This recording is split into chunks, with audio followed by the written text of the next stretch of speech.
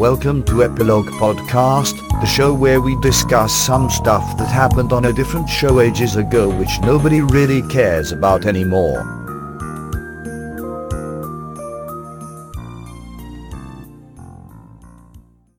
Hello, I'm Portponky. And I'm LeBloc. Today, we're discussing Farscape, Season 3, Episode 9, Losing Time. Team Moya have to find a hidden energy being. Meanwhile, Scorpius researches wormholes. What's your opinion? This episode is okay. Pretty good. Not great. It's a bit of a mix, isn't it? I think I like the start more than the later stuff.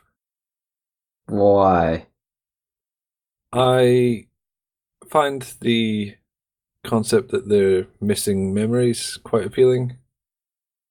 Except they didn't do anything. Okay, yeah. So you like the beginning, not the end. It didn't The stuff particularly go they anywhere. set up doesn't go anywhere. They even acknowledge that with the blood. Hey, why was I bleeding? I don't know. You're inferior. That was really unsatisfying. You can't just throw odd circumstances at me and then say, well, that stuff happened because something was off. It's reasonable that they might not know the answer, but yeah, there's sort of a disconnect between all the stuff at the start with John having this weird sort of stigmata, like bleeding thing, and then it turns into a weird whodunit, but more like a who is it? There were things I liked about this episode. I don't think it was terrible. I just think it was weird. I don't think it was terrible either, but it doesn't come together for me. And in that scene, when we find out that they are falling asleep or whatever, becoming unaware of their bodies and time, I didn't like that they all decided to watch John. I wanted them to take shifts. Why would they all be there? That's needless. Yeah. I thought that's what Dargo was going to suggest. Yeah, when they were storming off, oh no, we don't all have to stay here. That would be silly. Let's take turns. I guess they could have drawn the whole mystery aspect out longer, but seeing as it didn't really go anywhere, there would be no point. So they didn't. One thing I really liked about this episode, though, was Gigi Edgley's performance as a possessed Chiana. It's really weird and different from how she typically plays that character. Her words were a little hard for me to completely follow, but I didn't feel lost. I still felt like I knew what was going on, and it was interesting to watch anyway. It's a memorable performance. I remembered that this episode was the one where she goes weird from the energy rider. She's good at that sort of thing. Almost like she's a professional. Hey, going back to that scene where they all watched John, they did something that annoyed me that they could have not done, but they did. Which is the DRD replayed the scene from the camera that the show was shot with. Yeah, I hate that sort of thing. Yeah, if they filmed it from a second angle and mix that in, it looks 10 times better, easily. It's really cool seeing the same scene from a different angle in TV and film, especially when it reveals new information. That's something I always like when that happens, and here is an opportunity, and it didn't happen, and they used the same footage, which doesn't make any sense. And really takes you out of the moment. Yeah, it pulls you straight out. So who is the bad guy? Talib or Talib? Talib. I think might be pilot backwards. Oh. They've done stuff like that before, anagrams and things. Oh, that reminds me. Another thing I liked, the subtle differences in how um, Pilot's eyelids are positioned, where he didn't look like himself. Obviously, the voice was different, but Pilot looked different. It didn't just look like Pilot with a different voice. With the same voice, but processed differently, if you care. Okay, a voice with noticeable differences. I like that I could look at him and I knew something was off. They always do good work with Pilot. He seems like a creature rather than a puppet most of the time. All the time, I would say.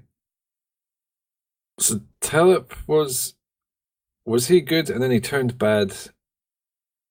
That's what is presented. I guess I was not really invested in the whole energy rider thing.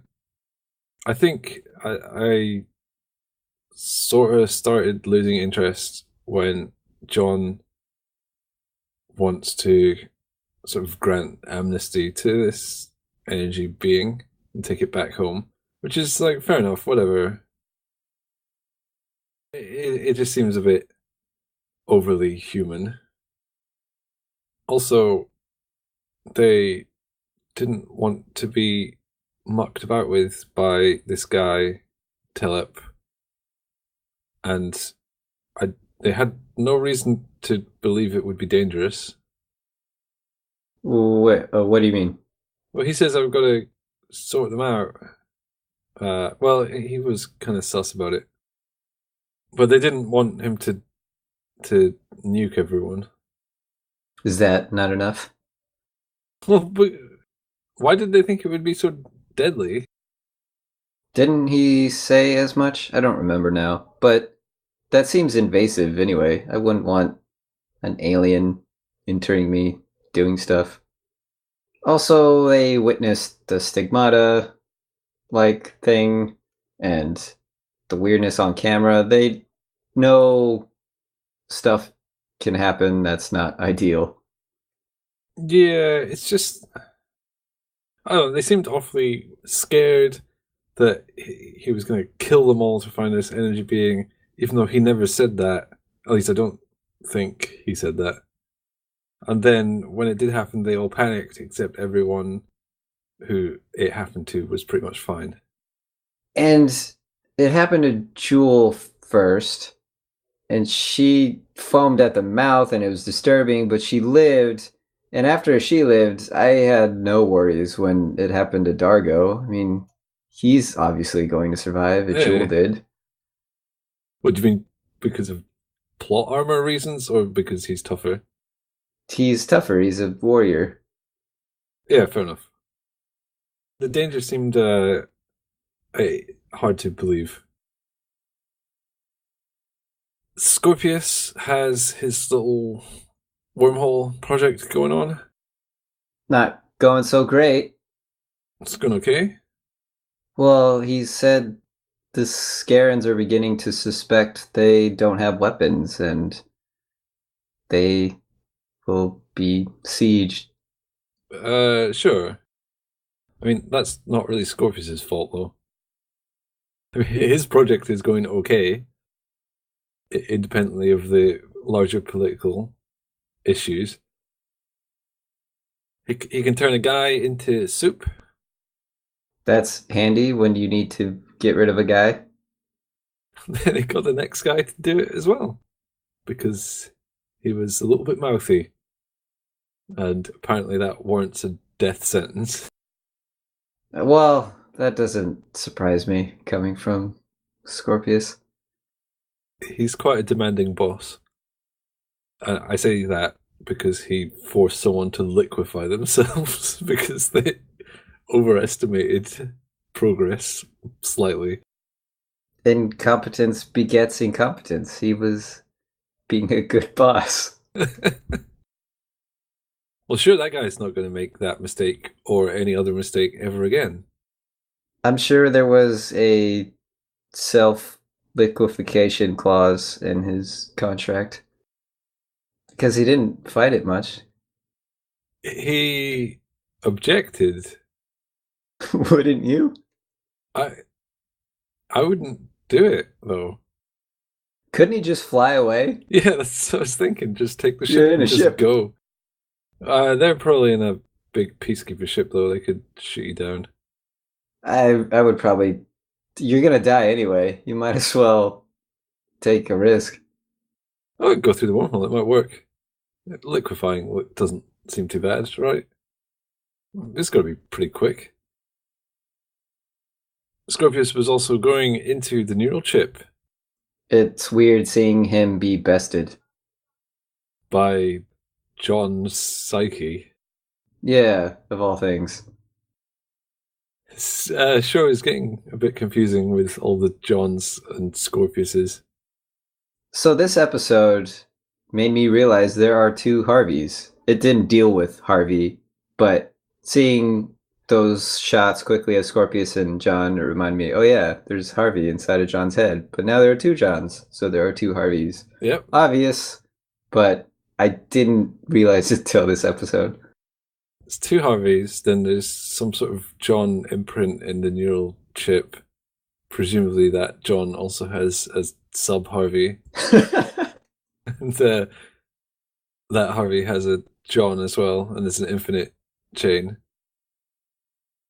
Yeah, so there's three different Scorpius-like characters, three different John-like characters kicking about, two of whom are John.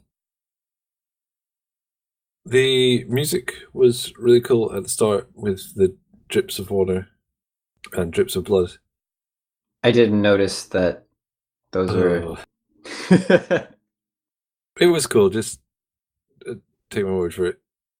I do remember a pronounced effect for the dripping, but I didn't take notice that it was interwoven with the music. It was. Very well. We got to see the Starburst Chamber for the first time, possibly the last time as well. I guess we'll find out. I won't miss it if it's the last time. Yeah, it's just basically a circular room with tinfoil on the wall. Really boring. It would have been better to leave that to the imagination. Or make it dark or something. Why? So you can't make out the bad detail? Yeah, well, the idea is fine, just the presentation is somewhat underwhelming. It needs to look weirder. Or at least I feel it does. This is some sort of organ that generates a lot of energy, except it just looks like a wobbly thing in the middle of a big tinfoil, like, craft project gone wrong. I was underwhelmed.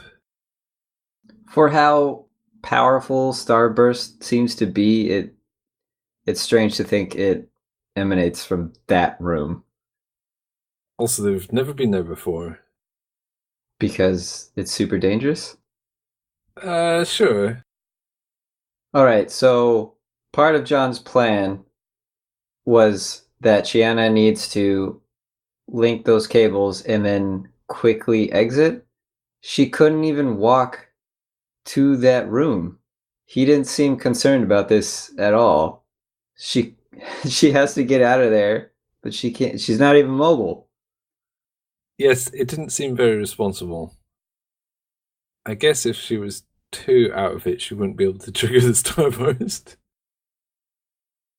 This didn't seem to be a concern for either of them. I'll give Chiana a pass because she was out of it slightly, but John should know better. Hey, I just asked you if you can walk. You said no.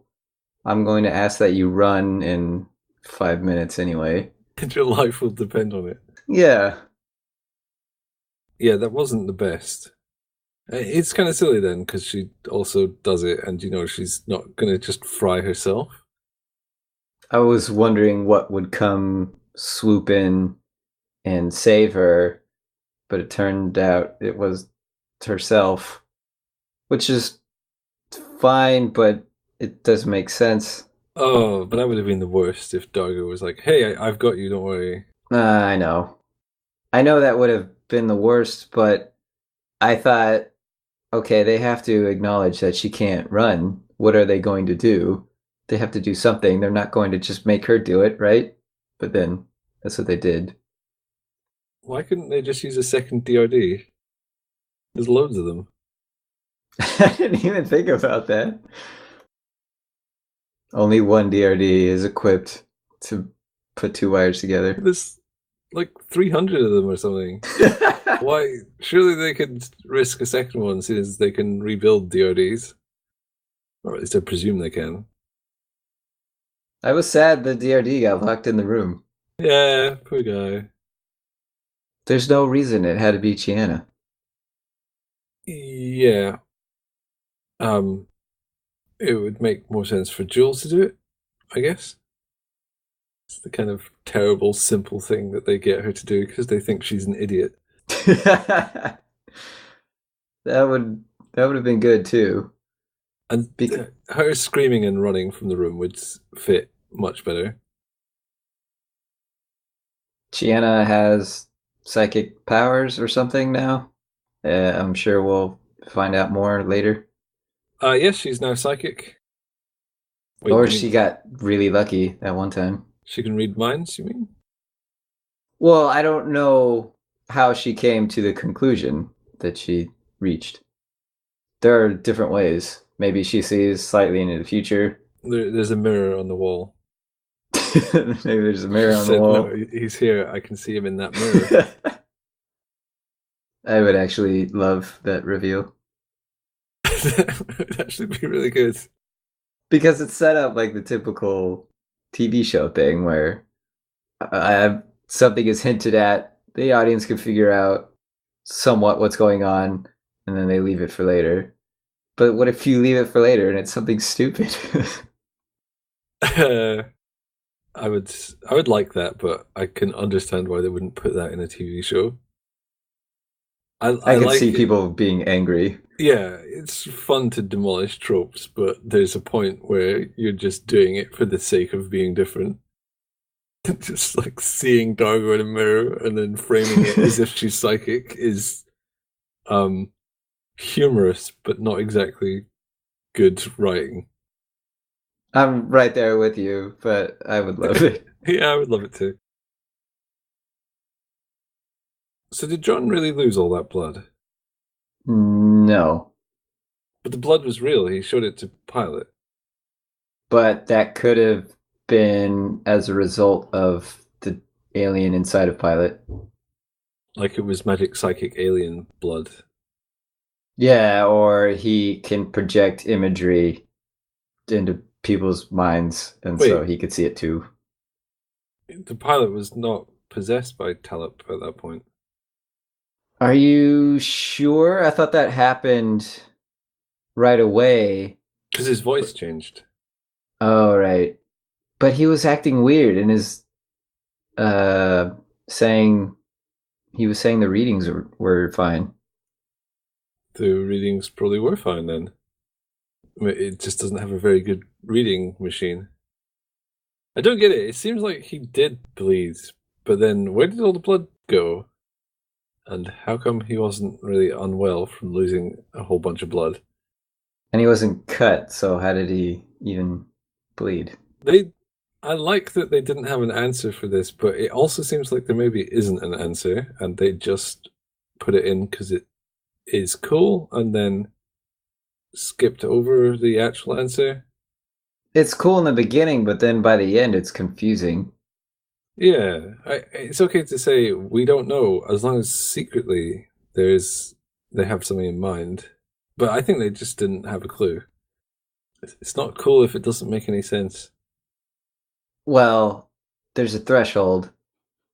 It can not make sense for a little bit, but it can't make no sense forever. What? I don't know what I'm saying. Yeah, I think you're right. There is a rule of cool where a cool thing is preferable to something that's completely understandable or consistent.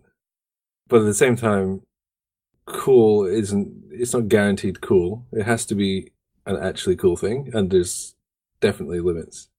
I think this episode exceeded those limits. Yeah, I agree. I don't need to be fed explanations, but I don't like when something is so far beyond any sort of explanation. I don't know. There are probably things that fit that description, and I'm totally fine with.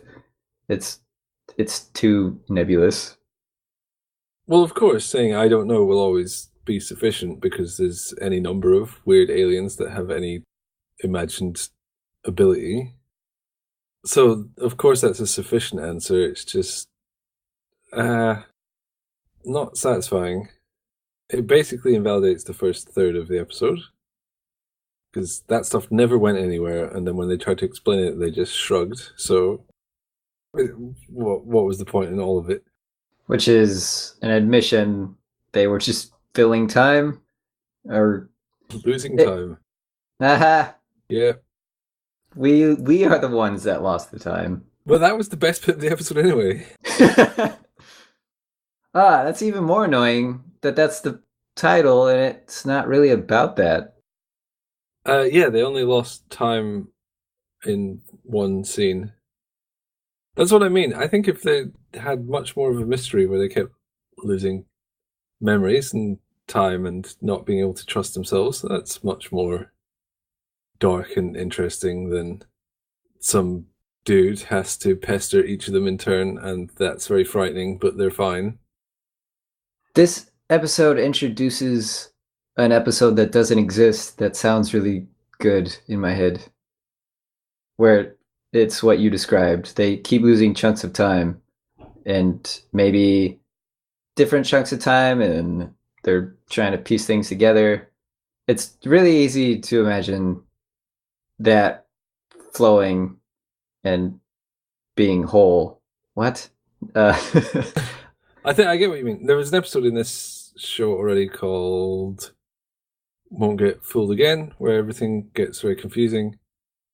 And I know I don't try to do this, but there's an episode of Next Generation, Star Trek Next Generation, called Frame of Mind, where everything is sort of being pieced together, and you're not really sure what is the truth and what is the sort of dream behind the truth. And I both of those were good. And this episode teased something along those lines where they're sort of having lapses and losing memories. But then, yeah, just forgot about that and went off in some other direction. I will admit my bias here. I love time distortion stuff. And so if you tease that and then you don't follow through, I'm going to be disappointed. Do you have a quote from this episode that you'd like to share? This plan is so bad, it has to be ours. Yeah, that's easily the best line. Well, Dargo had another good line that I considered. Oh, and yeah? that's, we will all urinate together. How would that solve anything? It wouldn't. And why would they all have to urinate at the same time? That's a return of Dargo's mild stupidity, which he had earlier on in the show in season 1. He would be a little bit daft, not stupid, but just he wouldn't quite suss situations very well. He's been hanging around John too much. John isn't stupid, though. They just think he is because he doesn't know what's going on. I don't mean that John is stupid, but he says things that Dargo doesn't understand. And so being around that, he's in a constant state of confusion. His brain is atrophied. Yeah, he's all scrambled. I like Dargo not being too sharp. As long as they don't take it too far. Yeah. But yes. That's always a danger with quote unquote stupid characters going so far that it's ridiculous. Oh, what's the classic example? Homer Simpson. I really like that sort of stupidity where it's really earnest. It's not And stupid. It's more just like it makes sense in his head, but it's really not the best answer. There's an internal logic. Yeah. That clashes with conventional wisdom. Yeah, lacking in wisdom is probably a good way of putting it. Like, why would you all urinate together? Oh, he had another good line. I don't have it marked here, but I remember he was told to shoot, and he said, "With what? My nose?" Something like that. Why his nose? Because it's very different. He does have a like tongue that shoots out. Pretty far, too. Yeah, I don't think he would do anything to Pilot. No, he would probably wince, maybe. Just say, "Ow! Why did you hit me? Why? Ow! That really stings." Oh, I like that John didn't know how to check Pilot's pulse. That was a neat detail. Because why would he? It's an alien that he's never had to do that on. Why would it be anything like a human? He, quite a while back, he administered CPR to Dargo, and they pulled him away. Maybe he's learned his lesson now. Let's go on to the next episode. I'm sure it's at least as good as this one. Let's go see Chiana's mirror. Okay.